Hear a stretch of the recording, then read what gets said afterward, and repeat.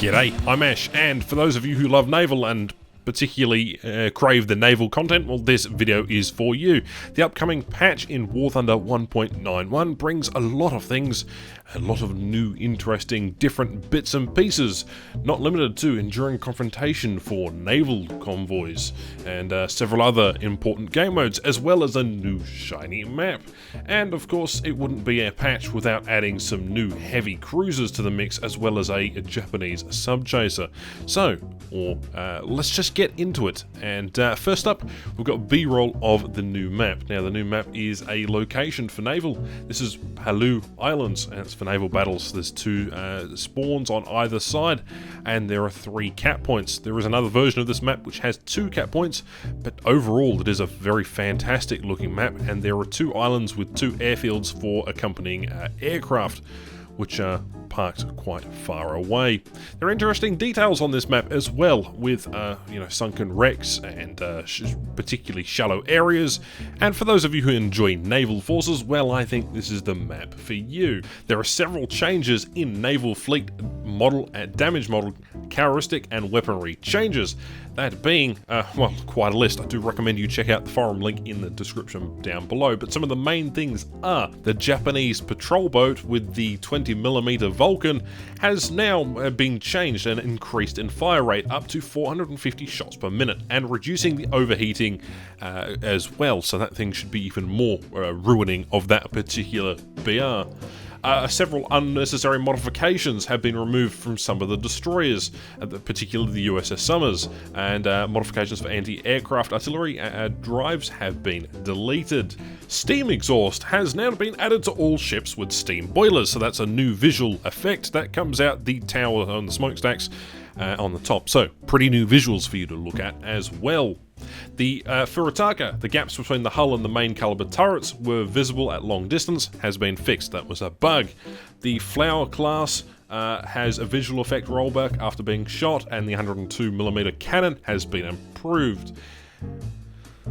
And the torpedoes launched from torpedo launchers has been corrected on all ships, so that'll be interesting as well.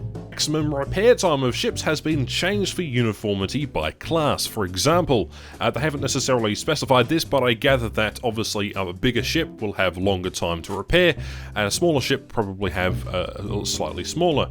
In that being said, repair time has been accelerated, and the penalty for simultaneously started repair processes have been reduced. So hopefully there is a gameplay improvement when repairing a ship or taking enemy fire. There you go. The resistance of various types of damage for anti-aircraft guns on destroyers and cruisers has been changed. This will allow for bigger guns and a better correction of shell velocity and type when interacting with anti-aircraft guns.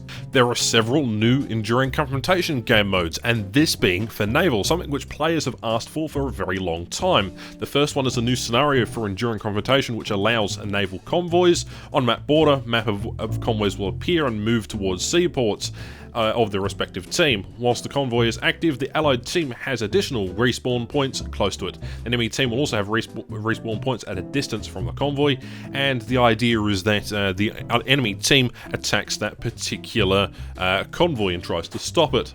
There's also a new scenario called Port Attack, where each team will have 3 ports at the start of each mission. Each port has several AI ships which will defend the base, and each port is immediately available for players to capture, and there are no additional tasks for capturing the points. There are a couple of other particular versions of this particular game mode as well, but they are less interesting.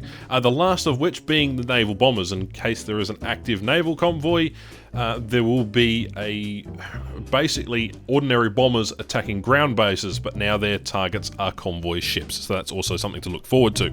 Other than that, you can take a look at some of the other changes there as well. Anyway, we're going to take a look at another new location before taking a quick look at some of the new ships that are coming. America gets the Uss Atlanta, which is a rank 4 butter rating 5.3. It is a light cruiser. It sits just in front of the Rayleigh and just behind the Brooklyn.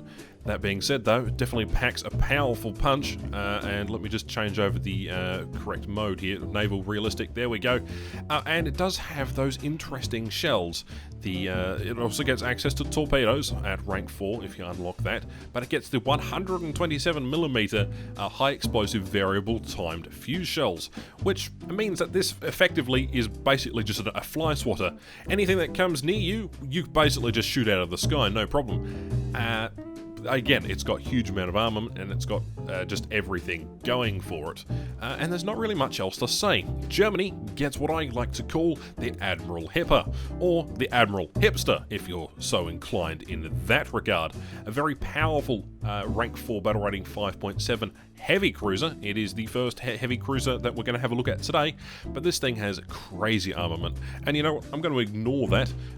It's got 4 20cm cannons, it's got 6 10.5cm, it's got 6 37s, it's got just a whole bunch of turrets with 20mm cannons, and I suppose my favourite thing of the whole entire vessel is the fact that it's got this Arado 196 on board, and that basically excites me. I don't care about the ship anymore. I want this aircraft. Please give it to me. Anyway, the Russians get a what I like to call the Chav, or the Chad, or whatever you want to call it. This is the Chapriav. It's a rank 4 battle rating 5.7. It is a light cruiser, and it has 152mm guns, and it sits right after the Kirov, which is interesting because I think the Kirov would probably be better than this thing, but it does have the excess guns, I suppose, and that's a bonus, I guess. Not really much to say about this one. Again, I'm not really a naval person, do forgive me, but we're going to move right along because there is a better ship to look at, and I'm very excited for this one. If anything, this is what WarThunder should have been. Yep, this is a New Zealand ship. Fantastic. HMNZ, I think that's how it is. Arthusa, I can't pronounce that. Arthusa is the closest I'm going to get. Basically, it's a rank 4, but a rating 5.0 light cruiser, and I think it's fantastic. Again, no light scouting vehicle. I'm kind of disappointed. There really should be a scouting vessel, that being of the float plane variant, but then again, I'll rate this 0 out of 5. Let's move on. We have Japan with the Sonyan. I think that's how you pronounce it. This is a rank 2 battle rating 3.3. Essentially, it's a sub-chaser, a very nice looking sub-chaser. It's got 2 turrets with 120mm guns, beautiful. 5 turrets of type 25 and type 96 cannons, and then obviously a 25mm cannon as well. So there's a lot of armament here, not a lot of protection. Crew of 150, max speed of 30, but that's not really important when you look at this thing. Once it loads, is it invisible? There it is. And this one gets bonus points because it has 3 spotter aircraft. Oh, beautiful. Absolutely beautiful. We have to have a look at that. Screw the statistics. There they are. Fantastic. You know what? I do love a good naval vessel that has a seaplane on board. That's for sure. Anyway, let's have a look at some of the basic statistics. It's a rank 4 battle rating 5.7. This is a heavy cruiser. It's a 1940 version, and this thing is just armed to the teeth. You may notice it looks a bit odd in its configuration. Yeah, that's because it was trying to get around the Naval Treaty of 1936, but that's okay. She was built afterwards, and she's a little heavier than what she needs to be. Turret times 5, 20cm. Again, more anti-aircraft guns with 5-inch guns, 25mm cannons, and 13.2mm machine guns everywhere. And obviously, she can carry torpedoes as well. I'm not going to touch on the armor, but you should be excited for these, I suppose. And with that, we're going to bring the naval segment to a close. I'm not exactly the greatest expert on naval warfare. Therefore, you know, there's probably other channels out there that cover the naval in more depth. But I thought you'd find that at least interesting. Anyway, thank you very much for watching. Catch you in the next episode, which will probably be on helicopters at this rate. I'm doing crazy amounts of videos. Yeah, catch you later. Bye-bye.